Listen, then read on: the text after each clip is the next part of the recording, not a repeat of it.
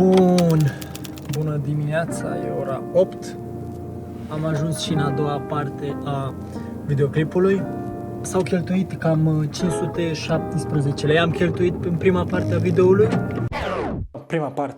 În prima parte o să încerc să merg undeva și o să merg, sper.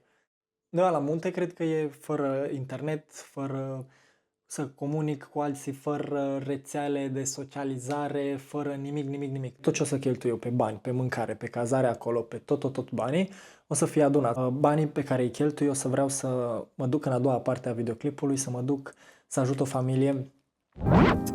O să mergem astăzi la Moise și la fratele lui. O să vă povestesc mai multe despre el și despre familia lui, de ce am ales-o. Ei stau undeva lângă Târgu Mureș, la vreo 40 de minute. Și înainte o să mergem și o să le facem și ceva cumpărături de mâncare una alta, ca să nu mergem chiar cu mâna goală. Și o să vedeți cam ce am eu plănuit pe ziua de astăzi cu ei, pentru că nu vreau pur și simplu să merg, să le trântesc niște bani și să plec gata. Vreau să fie ceva un pic mai profund.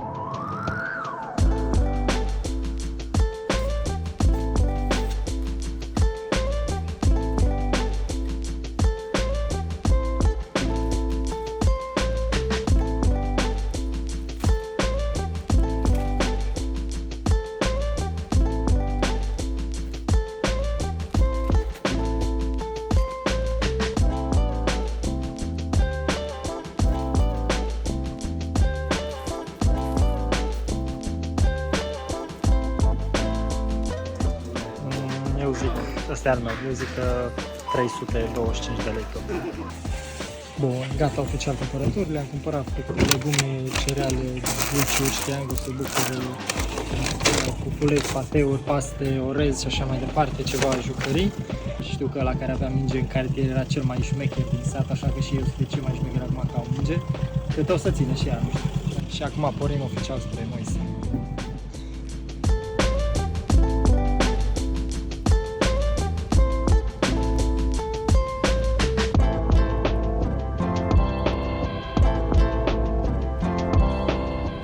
Cred că am ajuns, dar nu vreau să intru cu camerele peste el, să se simtă prost, să-l filmez direct așa. O să-i cunoașteți în mașină când o să ne întoarcem.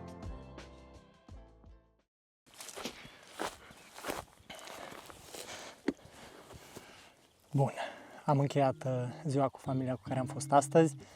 Am ajuns la părinți și am preferat să nu intru cu camera direct peste ei, la ei acasă și să-i fac să se simtă incomod, pentru că până la urmă ziua de astăzi a fost și este despre ei și în plus n-am vrut să mă dea tatăl lor afară din casă în șuturi. Am reușit totuși să filmez câte ceva cu acordul lor, normal, ca să vedeți și voi ce oameni extraordinari sunt și când zic extraordinar, credeți-mă că îi subapreciez, nu-i supraapreciez. Decizia legată de familia la care am fost astăzi a fost foarte bine studiată, pentru că am vrut să fie la o familie care chiar are nevoie și care chiar ar aprecia ce s-a întâmplat astăzi. În familia aceasta sunt 5 copii, 4 frați și o soră, iar noi ne-am petrecut ziua cu cei mai mici dintre ei, Moise și Sorin, și da, ei m-au avut pe cap toată ziua, ei au trebuit să-mi asculte glumele mele foarte reușite. Am crezut că astăzi o să mă duc eu și o să ajut pe cineva și o să fac un bine, dar ziua de astăzi, credeți-mă că m-a ajutat pe mine mai mult decât i-am ajutat eu pe ei și am învățat niște lecții de viață pe care n-am crezut că o să le învăț cândva. Ce vreau să zic cu asta? O să vedeți. Bun, așa că am început ziua și am mers într-un loc în care cred că nimeni din Mureș sau din prejurimi nu a mai mers până acum.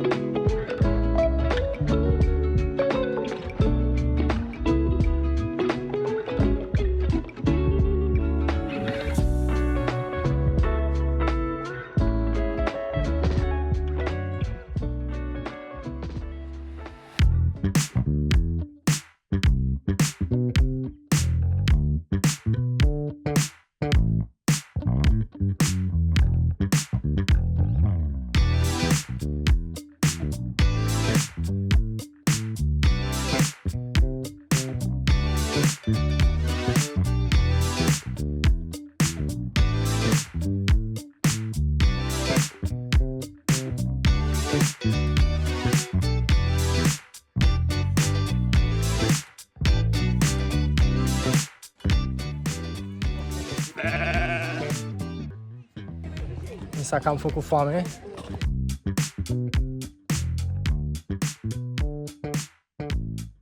Foarte bun, așa vine mers după plimbarea asta de 2 ore.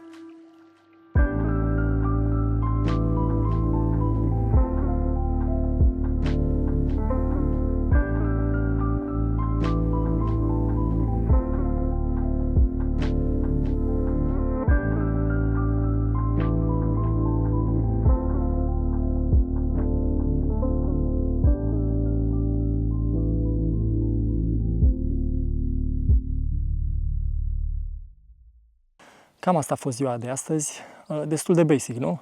Poate așa pare la prima vedere și vă gândiți, am văzut și primul vlog și am pierdut timpul atâta cu el, mai pierd și acum timpul și știu că poate pare destul de superficial ce s-a întâmplat astăzi, dar mai aveți răbdare câteva minute și o să vedeți că totuși au fost niște lucruri un pic mai profunde, pe care o să vi le și povestesc și absolut tot ce vă zic acum s-a întâmplat 100%, nu exagerez, nu fabulez în niciun fel, pentru efect dramatic sau pentru orice ar fi, chiar tot ce s-a întâmplat așa a fost.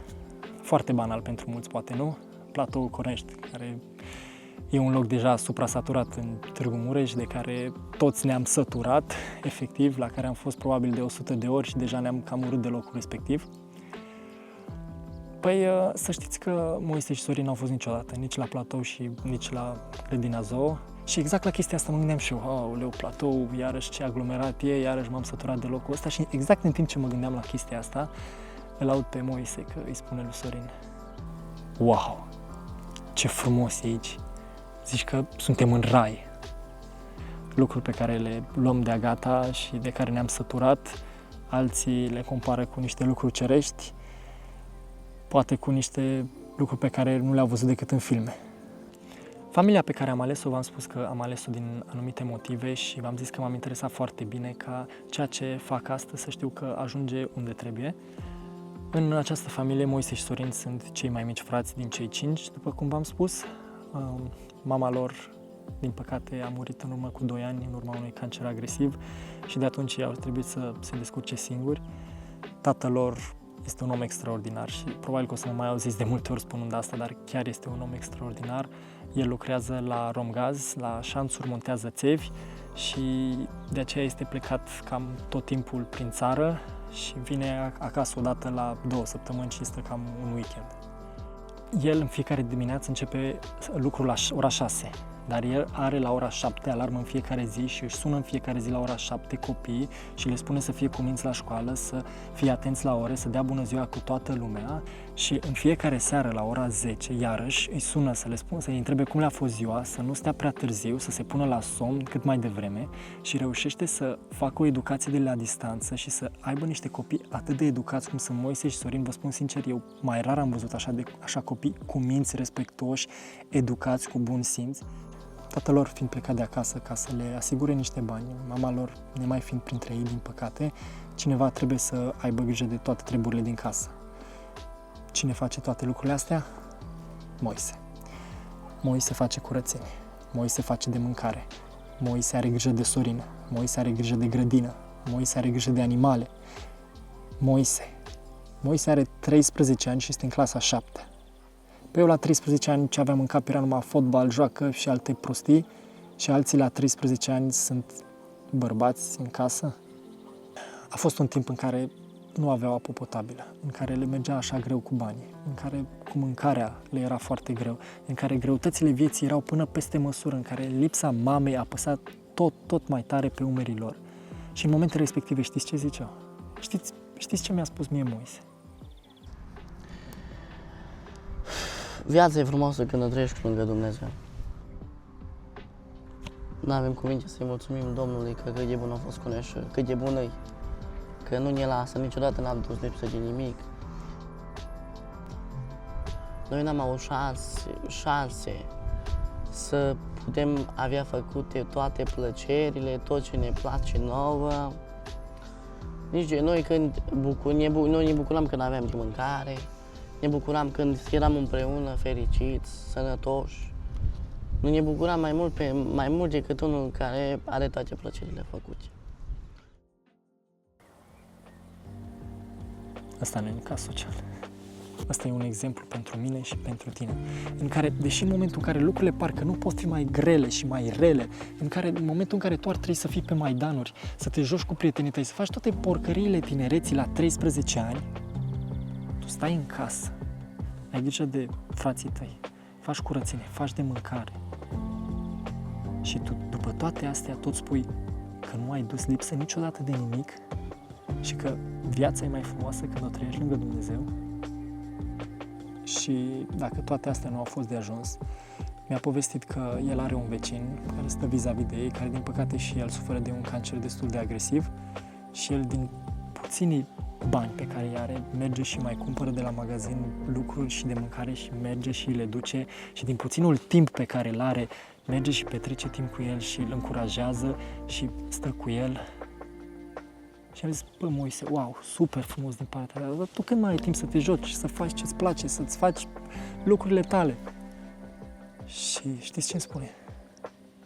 Îmi zice că în momentele grele respective, pentru că și el știe că a trecut prin ele cu mama lui, cel mai important e să ai lângă tine pe cineva care să te încurajeze și să fie lângă tine. Și el știe cât de important e chestia asta pentru că el nu a avut pe nimeni în momentele alea. Asta nu e un caz social. Asta e un caz social al meu și un caz social al tău, care ai luxul să te uiți în momentul ăsta, în care problemele mele se rezumă la chestii minore, infime chiar, probleme care nu țin de sănătate, care nu țin de cei dragi, de părinți și așa mai departe, și totuși eu am curajul nesimțit să spun, de ce eu? De ce mi se întâmplă mie astea, Doamne? Eu mă plâng că, vezi, Doamne, mi s-au șifonat un pic pantalonii, trebuie să mi schimb, că mi s-au tucit un pic în talp Adidas și trebuie să-mi cumpăr ultimul model de Jordan, că eu mă uit doar după Aqua Carpatică, după Evian, că eu doar apă din aia beau, că uneori nu mai avem chef să povestim prea mult cu părinții, că parcă ne-am săturat, când alții ar da orice să mai aibă pe cineva care să-i sune și care să-i tachineze și să-i bată la cap. Și totuși Moise, nemai având mamă lângă el, uneori neavând apă potabilă, uneori mâncare puțină, el totuși zice, nu am dus lipsă niciodată de nimic. Data viitoare, când treceți pe lângă o bătrânică sau pe lângă un copil care cerșește, nu zic să le dați bani, că probabil banii respectivi nu o să ajungă unde trebuie. Dar luați-vă 5 minute și 10 lei și intrați într-un magazin și luați-le o pâine, ceva de mâncare, că poate pentru ei e singurul lucru pe care o să-l mănânce în ziua respectivă și poate oferiți-le și un zâmbet, că nu costă nimic. Și pentru tine, dacă încă mai ai luxul să iei pe cei dragi lângă tine, fă bine și pune mâna pe telefonul ăla și sună-i și spune-le, mă bucur din suflet că sunteți și vă iubesc cel mai mult.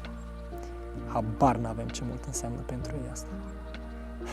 Și nu-mi vine să cred că o să spun asta și mă enerva mama când îmi spunea obsesiv lucrul ăsta, dar încetul încep să-mi dau seama că are dreptate și anume că o să înțelegem și noi când o să creștem și o să fim părinți.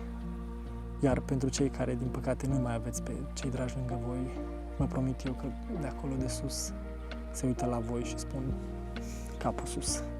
Sunt cel mai mândru de tine și te iubesc.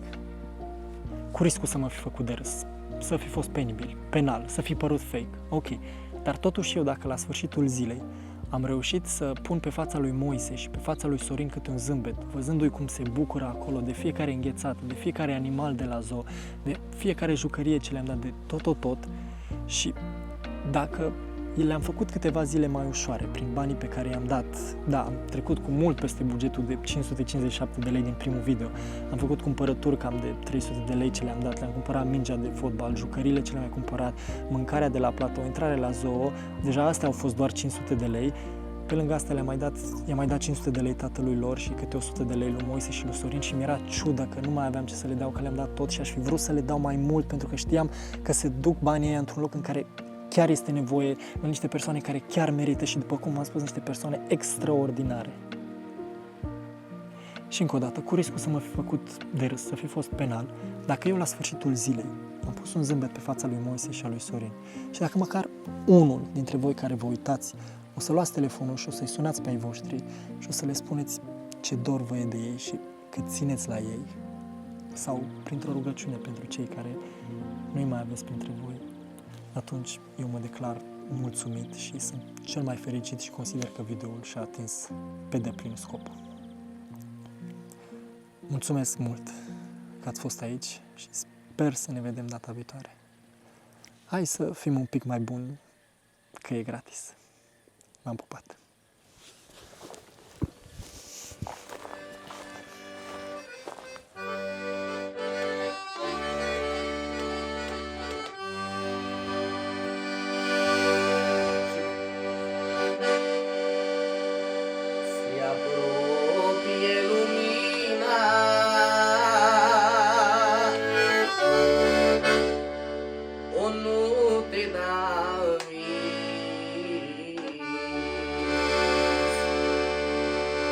Ai candela aprinsă și mijlocul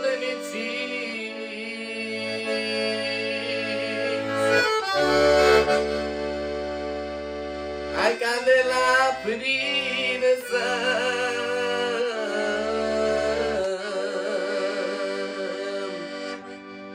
și mijlocul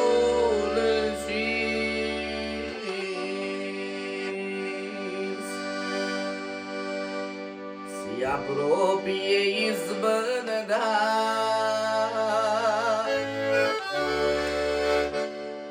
o nu cădea în frâu.